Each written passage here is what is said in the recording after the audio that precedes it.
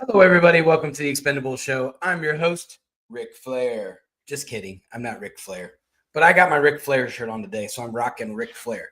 But for those of you who've never watched my show, I'm the Expendable. I'm the host of the show, and so there's two rules to Fight Club. One is you do whatever you want on my show. You can say whatever you want on my show. So today I'm wearing Ric Flair. My brother got this shirt for me for Christmas one year, and I was digging through my closet, and I was like, whoa, I have not worn my Ric Flair shirt, like hardly at all. I should probably bust it out for the show today. So I did. That's what I decided to do today. So I don't know if you guys can tell.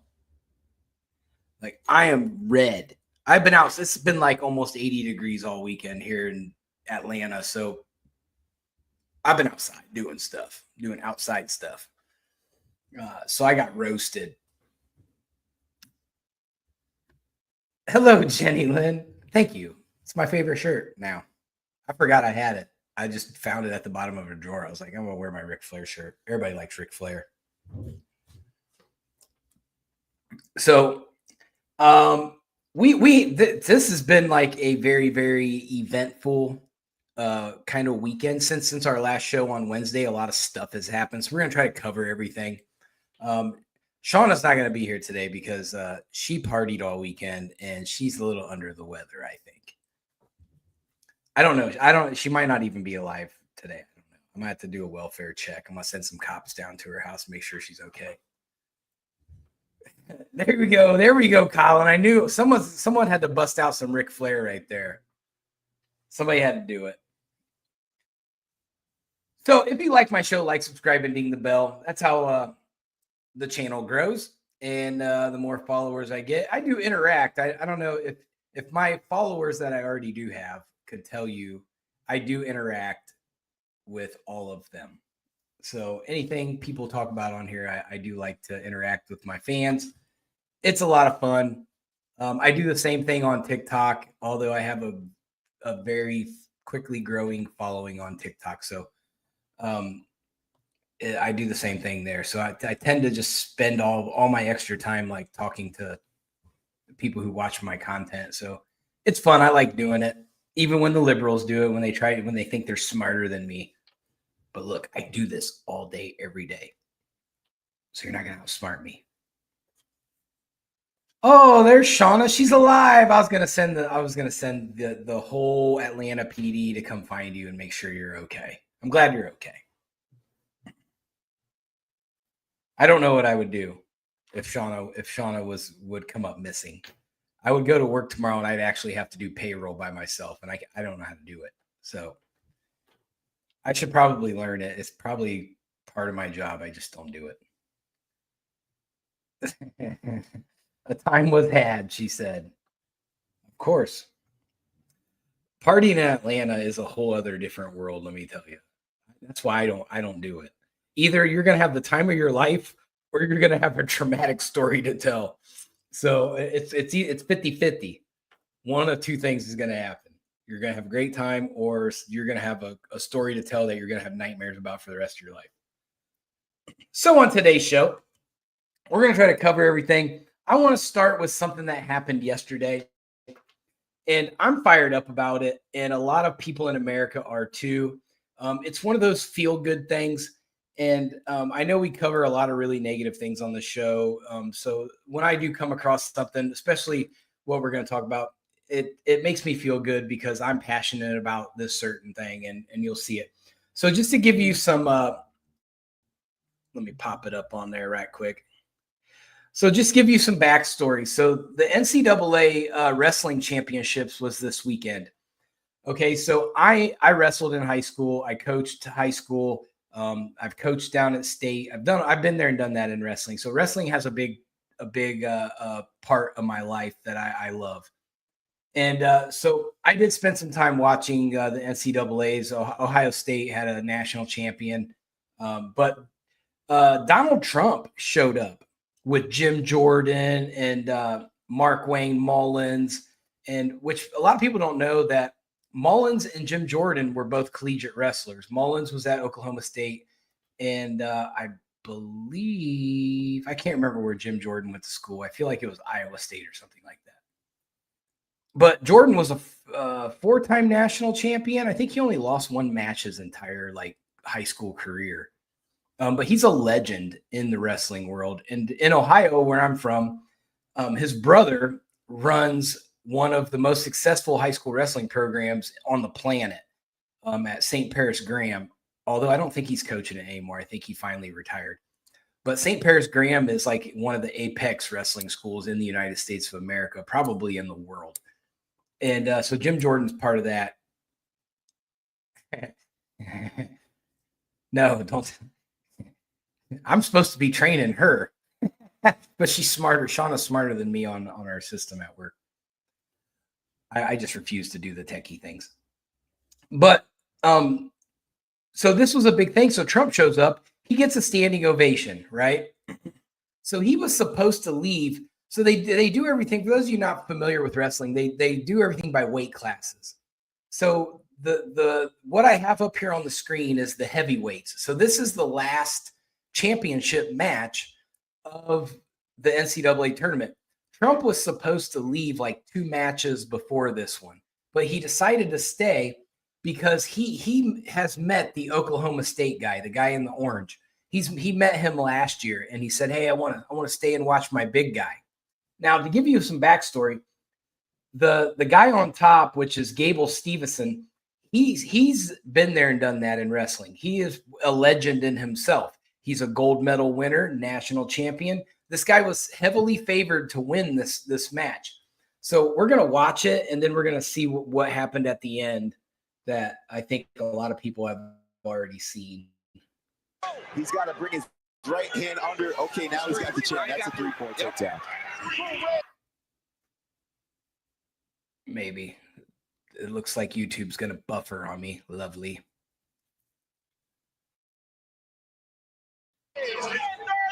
$30 seconds left. Oh, he's to the left this time. He's fighting off. Oh, he's going to get big here. So Hendrickson basically gets a 3-point takedown here at the end while this is buffering. Gosh, I hate buffering. Buffering's so stupid. But he gets a 3-point takedown, which puts him in the lead. Okay, so I'm just going to. On the high cross, double. He's running down. So he basically wins this at the last second. Oh my gosh! Can you believe this? But the backstory on it is he wins at the last second. He holds on for like the last 13 seconds and upsets one of the greatest college wrestlers of all time. And the big thing about it is before Hendrickson went to Oklahoma State, he went to the Air Force Academy and was in the United States Air Force.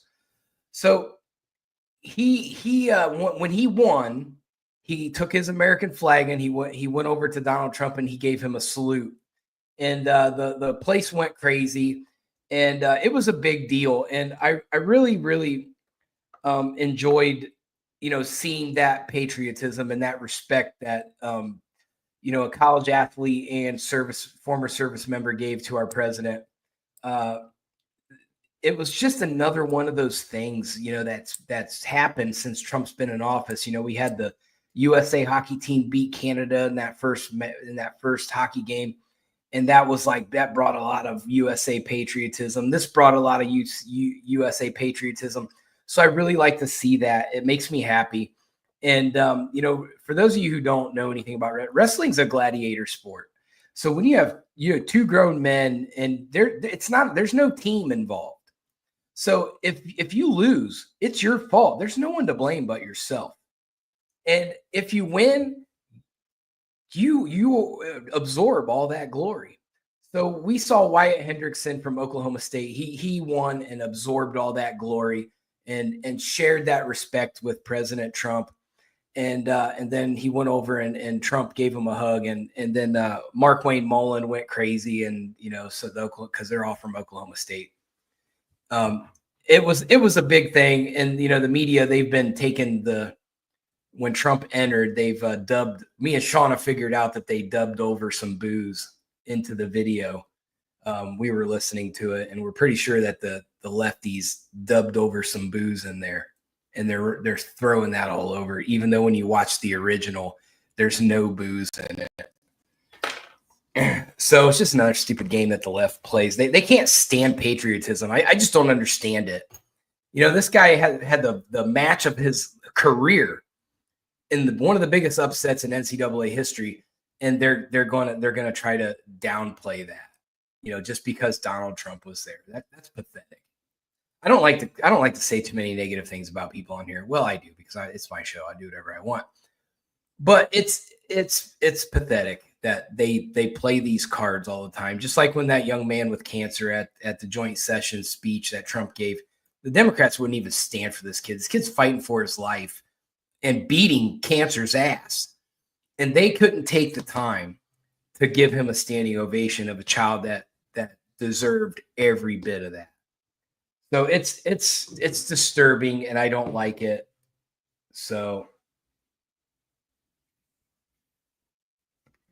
oh, my dad just fact checked me today, and he said that the Ohio State National Championship football team is going to the White House in April.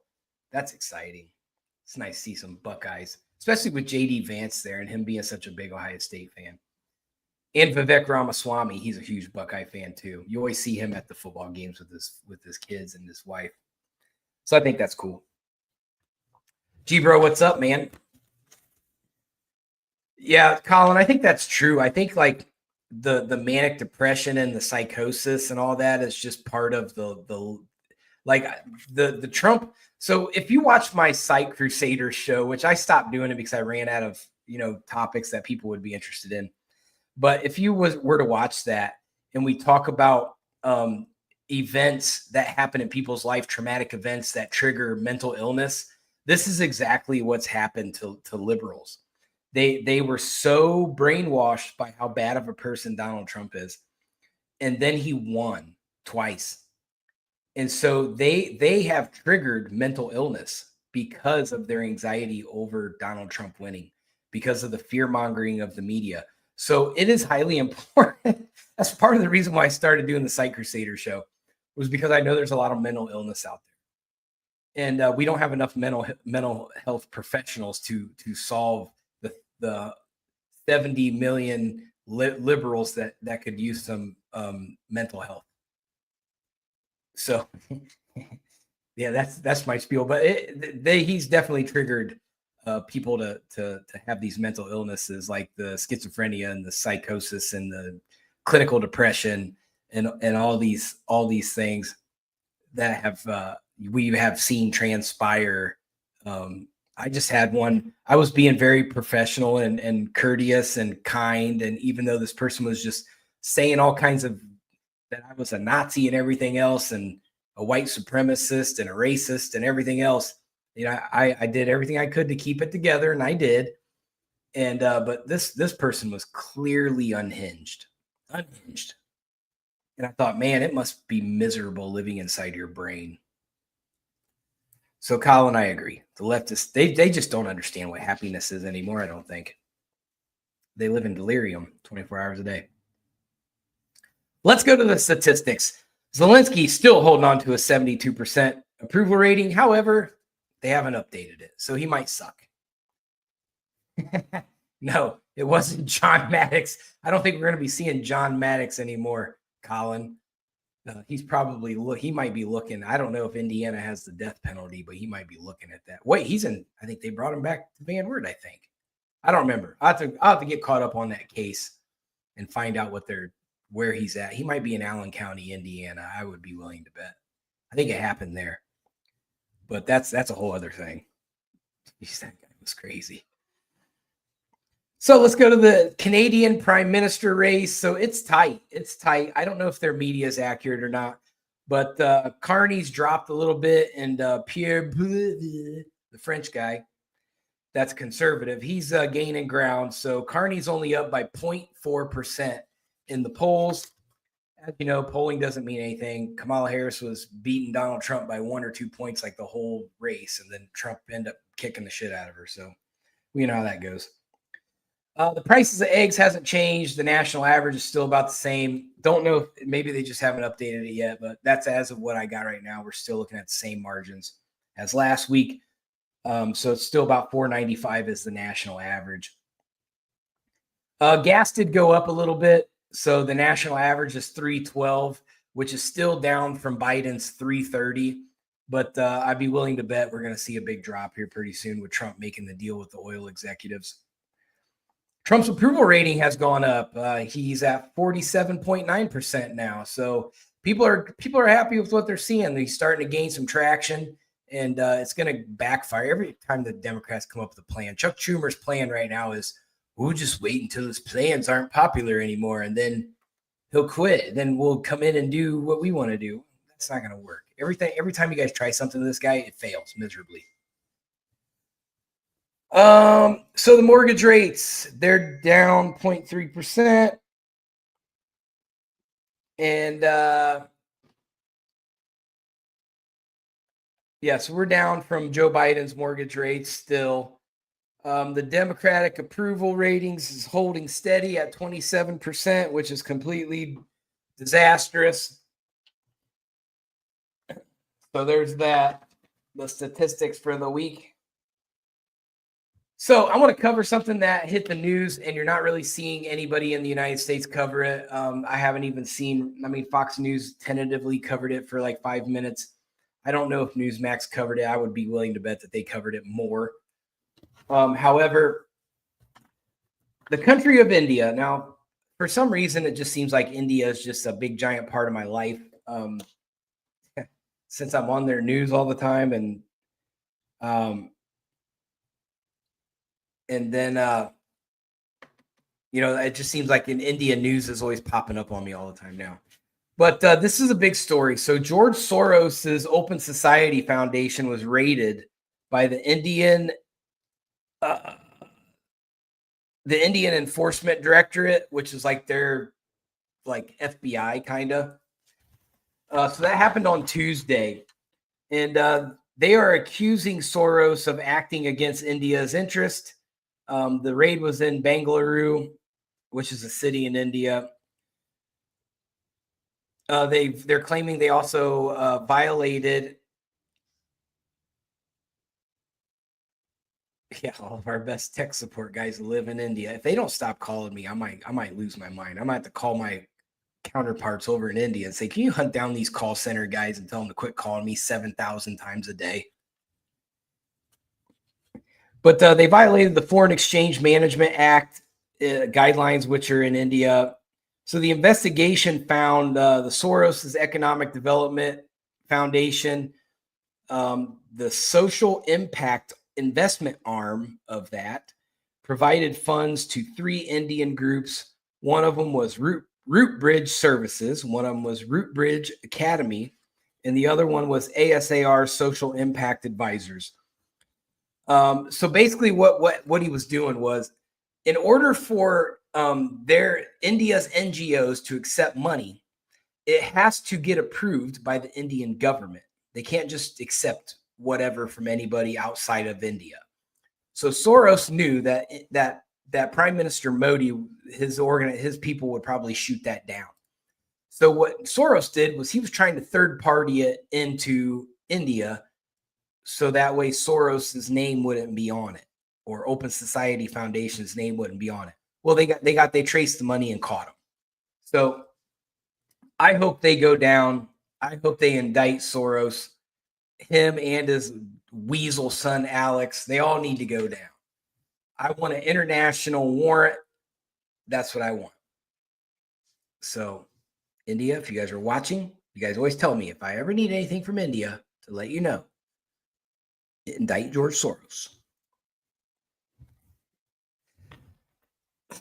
So I'm going to be paying attention to that and see what transpires out of that. And of course, they'll keep me updated on it in India. I'm not going to, I'm going to ask them about it every few days. So the Congo, we're going to talk about the Congo today. So I don't know if any of you all have kind of figured this out yet, but one of the big pushes in the world right now is obtaining as many mineral resources as possible. Obviously, with the future, with tech being a humongous part of everything, there are certain minerals under the earth that are going to be exponentially valuable. Now, Congo's important. So Congo estimates that they have about $20 trillion worth of minerals of resource minerals that can be mined in their ground. So their president, now get ready for this. I'm going to butcher this name. His first name's Felix, so I'm going to call him Felix. But his last name is Tshisekedi. Felix Tshisekedi. Starts with a T. It's a TS. But he's the president of the Democratic Republic of Congo, and he sent a letter to President Trump offering a really sweet minerals deal in exchange for a security agreement with the United States that would remove violent rebels from a war-torn area. So what he's talking about is Rwandan rebels. They've been causing they've been fighting with the Rwandan rebels for quite some time. This isn't something new. But now the fighting has intensified since 2022. So they're asking for United States help with that. I don't think Congo's ready to deal with like that kind of situation. The Rwandan rebels are well trained, and they do know their land, and they do know that part of like that northern border of Congo. So this has become a difficult thing, and they're asking for United States help in exchange for minerals. So Felix had a quote. He said, "Our partnership would provide the U.S. with a strategic advantage by securing critical minerals such as cobalt, lithium, copper, and tantalum." So all of those minerals are used in batteries and cars and tech stuff. So this is a good deal. And I think Trump's going to get a deal done, and we're going to go in there and we're going to help him out with this Rwanda problem.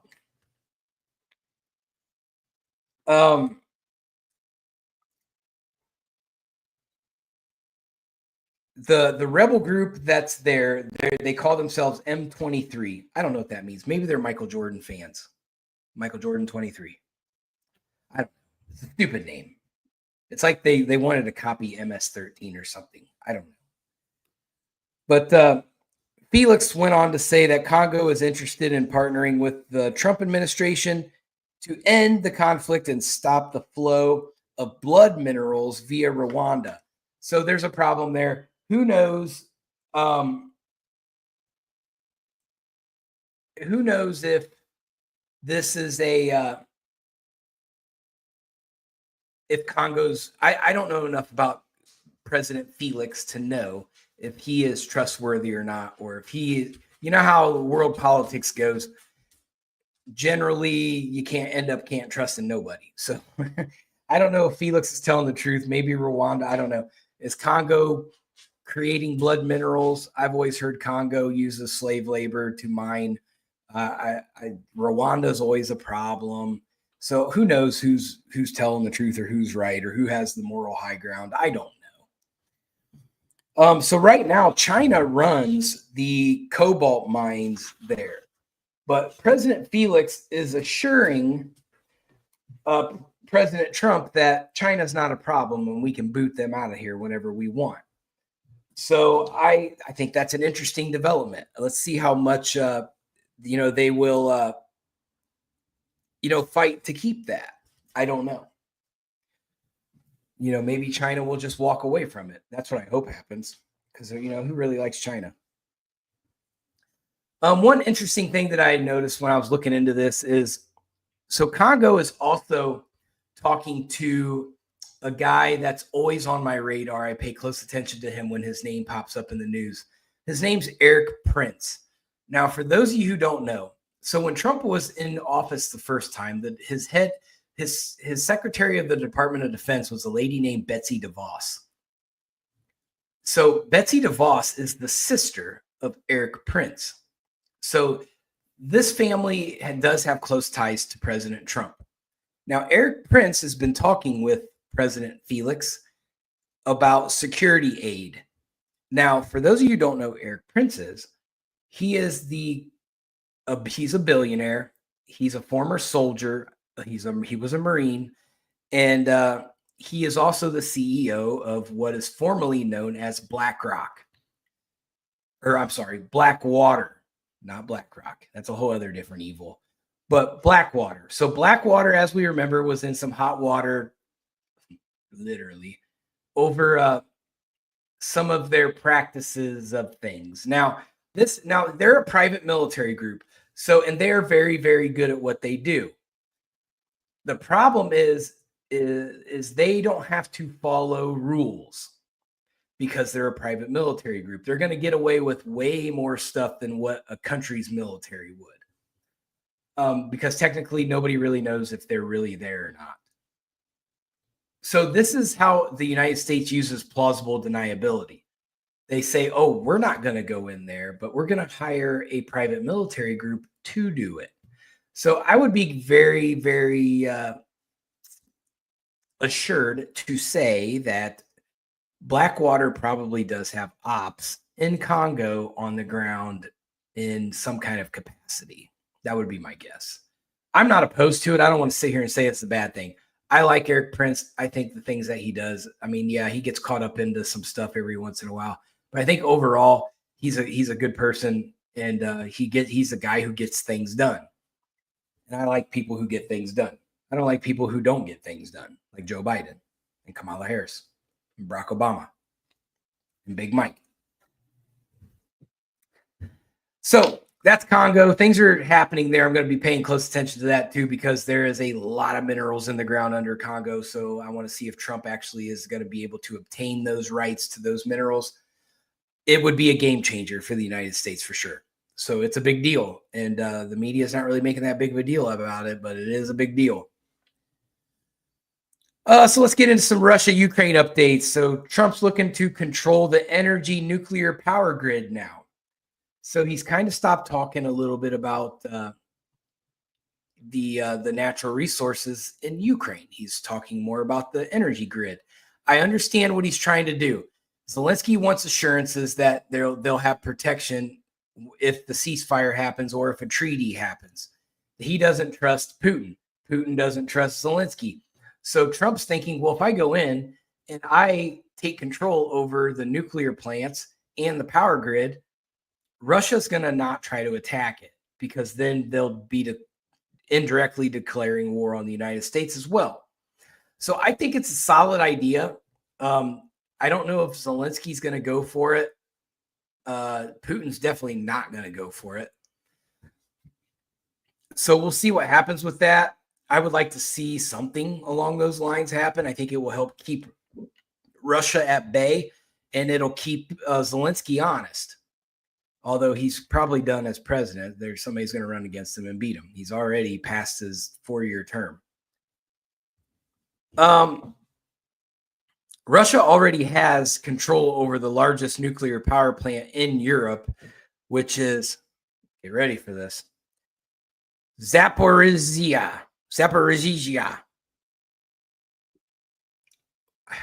Who names these things? Why can't it just be like the Kiev nuclear plant? Why can't it be that simple? Or like the dog plant or the cat plant? Why does it have to be like these big giant long names with, there's like 1, 2, 3, 4. There's like 4 consonants in a row. How am I supposed to pronounce 4 consonants in a row? So that's what's going on. Not too many developments there. They've been kind of attacking each other back and forth, but nothing too critical.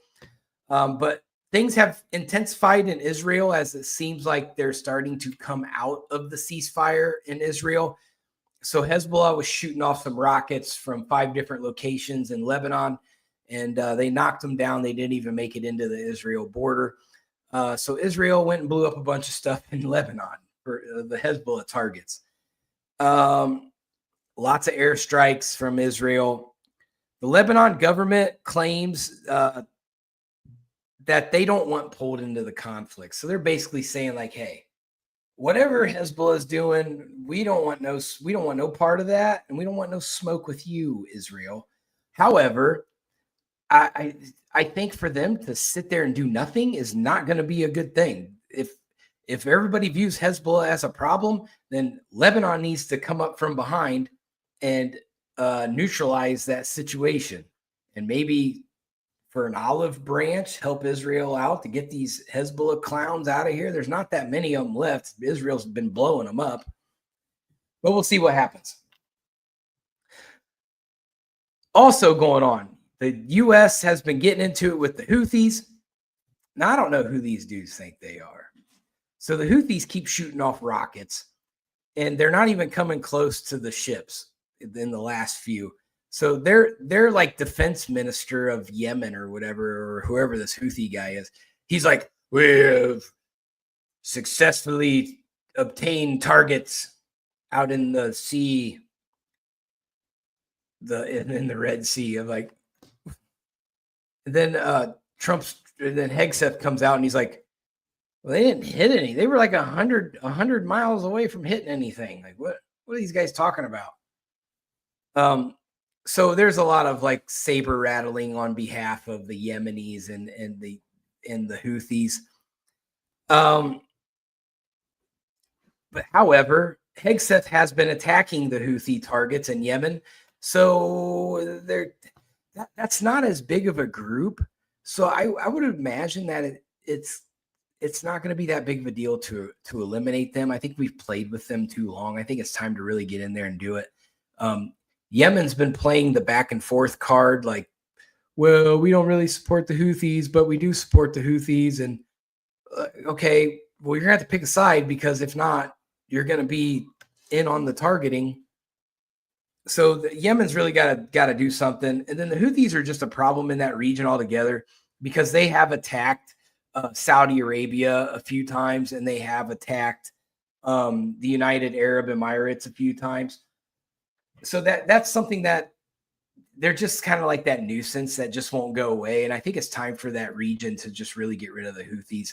You can't even take supply ships through there, the tankers or anything with cargo, because they just attack them. They're like pirating the sea. And I think it's time to get rid of them.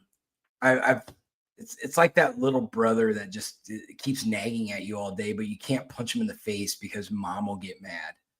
But I'm not really that worried about Iran.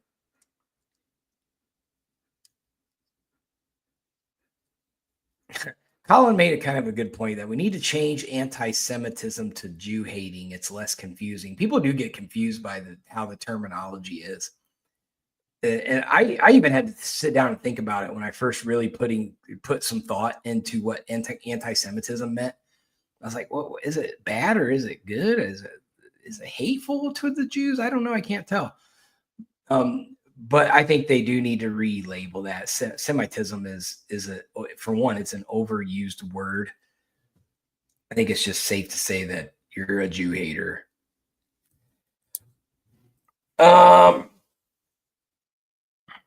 So Trump is promising more airstrikes on the Houthis. I think he needs to just unleash hell on them and get it over with.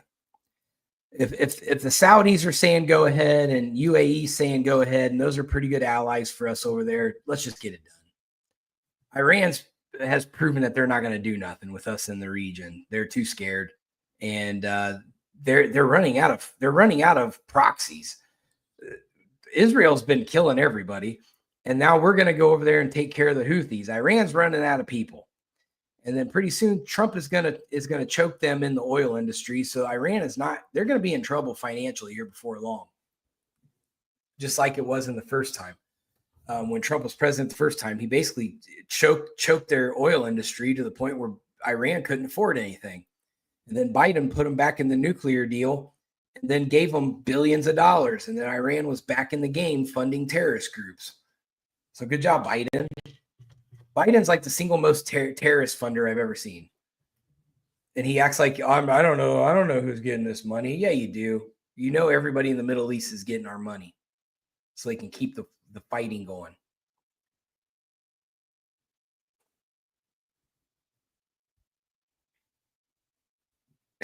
Colin said trans should be changed to not a man or not a woman. Hey, this is a free speech show. You can say whatever you want, Colin. I may not repeat what you put in the comments, but you can say whatever you want. Okay, so speaking of United Arab Emirates, they have invested $1.4 trillion into building businesses in the United States. Did Joe Biden do that? Hell no. I don't know what the total number of investments that Trump's pulled in from other countries, but it's probably over $2 trillion by far by now. So he's getting things done. He's bringing manufacturing back to the United States, something Biden couldn't do. Obama drove manufacturing out of here, and Trump just was bringing it back in his first term. Sorry. So he also has Audi is going to start building more here. Toyota is going to start building more here. So there's a lot of stuff getting ready to happen here in the United States. We're about to see a manufacturing boom due to Donald Trump. And you're going to see these liberals try to say, well, it's Joe Biden's economy. No, it's not. It's Donald Trump's economy. Donald Trump made the deals. Donald Trump gave the tax breaks. Donald Trump eased up on tariffs on certain people that wanted to play by the rules. And he kept tariffs on the stupid countries that wanted to try to flex on him. And they're going to go broke. Canada's going to go broke. They're eventually going to have to. They're going to have to come off of what they're doing.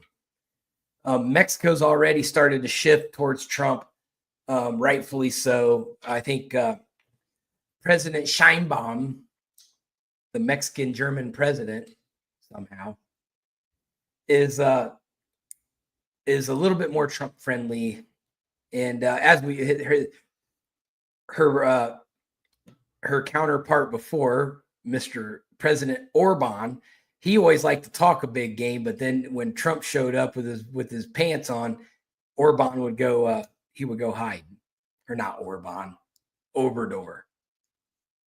Orban's the Hungarian president. It's Obrador. So don't let me confuse you. The last thing I want to talk about. So the media is not reporting this. You have to do a little digging for it. But there was a congressional hearing this past week over Doge. The Democrats were freaking out because Elon Musk didn't show up. However, it was going to be a media circus, is what it was. So finally, after the liberals were done melting down because Elon Musk didn't show up to the congressional hearing, some of the Republican congressmen presented the question, what evidence do you have that Elon Musk is doing anything illegal? And they were all like, well, we don't have any. And they're like, so what are we calling him into Congress for? We're not accused. There's nothing to accuse him of. So this has been a big thing. And as we know, the leftist media is using this to gaslight the left constituency, trying to get them out protesting and tearing up Teslas. I think that any of the progressive leftists that have been peddling this unfactuated propaganda to incite violence, destruction of things, to attack Elon Musk's his companies, they need to be held accountable and they need to be arrested. You can't just nonchalantly get on TV or get on your social media platforms and go, Elon Musk is stealing all of our Medicaid and all of our Social Security money and all of this. He's stealing our information and all this, when he's not doing that. There's no proof that he's doing that. They just say, oh, he's there, so he must be doing it. That doesn't mean he's doing anything. No one is officially accusing Elon Musk of committing any crime or stealing anything. This is just their propaganda tool. And a lot of leftists are not awake to what their media does to them still. Even though they lost an election because their media lied to them, they still haven't woken up to it. They're never going to. I'm just throwing that out there. They're never going to wake up that their media constantly lies to them and makes them look like complete jackasses at the end of everything. Every single time, it never fails. So Elon is doing the right thing. President Trump is doing the right thing. For one, Elon doesn't need to be elected. He's an appointed contractor. There's no election for that. So I don't know why the liberals keep getting off on saying that he's not elected. No, Donald Trump's elected on a mandate. Yeah, they need some more milk, Colin. That's absolutely right. The lefties all need some milk, and they need their little sippy cups, and they need to be tucked in their little night time. It's getting old, man. It's getting real old. They fall for the same trick every single time. You would think that with all of the prestigious college educations that they have, that they're so much smarter than conservatives, like they tell us all the time, that they would figure out that their media is using them as puppets and they're the marionettes. But no, you don't get that. They just keep falling for the same stupid shit every single time, and then they lose, and then they go, "Well, I don't understand why we're losing." Well, because you listen to these stupid media outlets that never tell you the truth and set you up for failure. If you knew and actually would look into factual information, like every report Elon Musk does is published. Elon Musk is not just a rogue. He's not just a rogue person running around the White House doing whatever he wants. Elon Musk falls under the State Department, which is Marco Rubio. Elon Musk reports to Marco Rubio. Jenny Lynn, you're right. What is the question that they are afraid of? They are afraid of getting exposed. They do not want exposed, because I'll guarantee you that Kash Patel and probably Kristi Noem, they are tracing back all that money to find out who did it go to, who benefited from it, and that's going to be a telling tale. The Democrats don't want that money trail to start, and it's going to. They're not. It's inevitable that Donald Trump won, and he's Donald Trump won, and they have to deal with it. They have no power. They don't have anything in the justice system. They don't have anything in the Supreme Court. They don't have the majority in either branch of the Congress. So they're screwed. They have to deal with it. The only option they have now is terrorism, and that is they are at the beginning stages of that. And we will see this escalate, especially going into the midterms. They're going to try to do what they did last time and make it look like Trump is creating a chaotic situation in the United States of America, when in fact it is a progressive congressional politician incited acts of violence. And they need to arrest people for inciting that violence. They are going to get caught, Colin. There's no maybe. They are going to get caught. And I think people like Liz Cheney, whenever you start seeing them leave the country, you'll know that the indictments are coming. And that'll be the best thing that could ever happen, because then we'll see these guys, they'll have to abandon their congressional seats.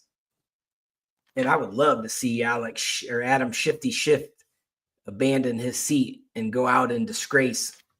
I'd actually like to see him. I'm not going to say it. I want to see him. I would like to see him get tried with treason and executed. That's what needs to happen to Schiff. He has caused so much damage in the United States that if anybody deserved a very harsh punishment of treason, it's him. But will that happen? I don't know. We haven't executed people for treason in so long in this country. I mean, I think it's been like 20 or 30 years since we've had a treason execution. But I don't know if that's something that they would even, although it would be fun to stick Schiff down in Guantanamo and let him just eat.